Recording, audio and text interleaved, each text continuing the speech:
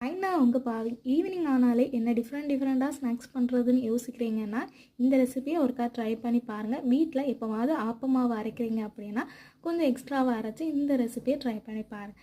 இது பண்ணுறதுக்கு 1 கப் அளவுக்கு ஆப்பமாவை ஒரு பாத்திரத்தில் எடுத்து அதில் பிஞ்ச் ஆஃப் சால்ட்டும் பேக்கிங் சோடாவும் ஆட் பண்ணி நல்லா மிக்ஸ் பண்ணிக்கோங்க. அது நல்லா மிக்ஸ் ஆனதுக்கு அப்புறமா 1/2 கப் அளவுக்கு வெல்லம், கொஞ்சமாக ஏலக்காய் பொடி ஆட் பண்ணி இதை நல்லா ஈவனாக மிக்ஸ் பண்ணி எடுத்துக்கோங்க இந்த மாதிரி. அதுக்கப்புறம் அது ஒரு ஓரமாக இருக்கட்டும். அப்புறம் தோசைக்கல்லை ஹீட் பண்ணி அதில் கொஞ்சமாக நெய் ஆட் பண்ணி நல்லா ஸ்ப்ரெட் பண்ணதுக்கு அப்புறமா அதில் நம்ம கலக்கி வச்சுருக்க பேட்டரை ஆட் பண்ணி ஒரு 2 கரண்டி ஆட் பண்ணி லைட்டாக தோசையை பரத்துற மாதிரி லைட்டாக பரத்தி மூடி போட்டு ஸ்லோ ஃப்ளேமில் ஒரு 2 நிமிஷம் குக் பண்ணிங்க அப்படின்னா அது இந்த மாதிரி கோல்டன் அவுட் சைடில் கோல்டனாக உள்ளே நல்லா சாஃப்டாக வெந்திருக்கும்.